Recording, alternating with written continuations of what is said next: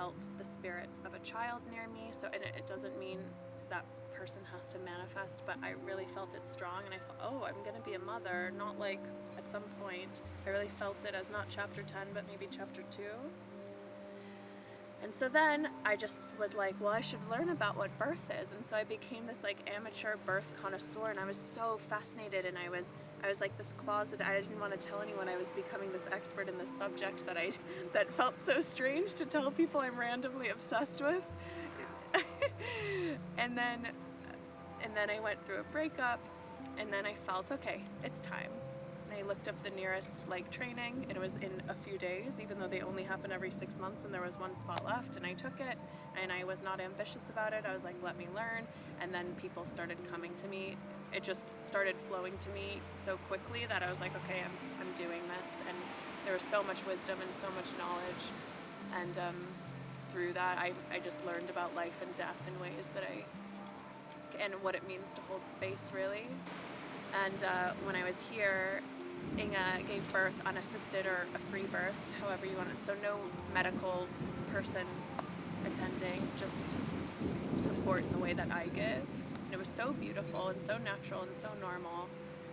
And I was like, well, there's this midwifery school in the south of Spain that has been on my radar that's really like off the grid, and I was like, I think this is what I should do. And I was really holding back because I wanted to travel, and then I was like, no, I'm doing this. So I feel like this place is really a jumping off point for me in a really beautiful, simple way. Around the age of 24, I divorced myself from birth control and just created a completely new relationship to my cycle that I was unaware of. And it got to the point where I was so fascinated by it, and so fascinated by the way it would listen to me and I would listen to it, that I felt like this was knowledge or wisdom that was meant to be shared, not like in a preachy way, but like, oh, you have this gift too. You have this gift too, like, not that you have to use it in this way, but let me tell, if you don't know, here it is. And so I started collecting different people's stained underwear, and I would take portraits of them, and then I would have them write a prompt about their relationship to the feminine, and there were all different kinds of stories and stuff, and I put it on Instagram, so it's like an ongoing anthology.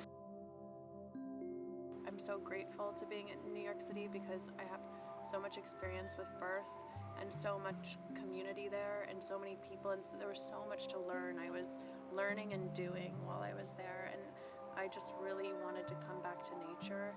So I feel as though my entire energy has shifted here, just the way of life is different. When I work, it's more physical than it is mental. And there's a slowerness with me, and I know I'm gonna take that when I leave. But I also learned how to cook better. I learned some things about gardening because I knew a lot about herbs, but I didn't know about how to plant them. I just knew the herbs. I would go to the apothecary in the city and get the herbs and do different things with them, but I never grew them.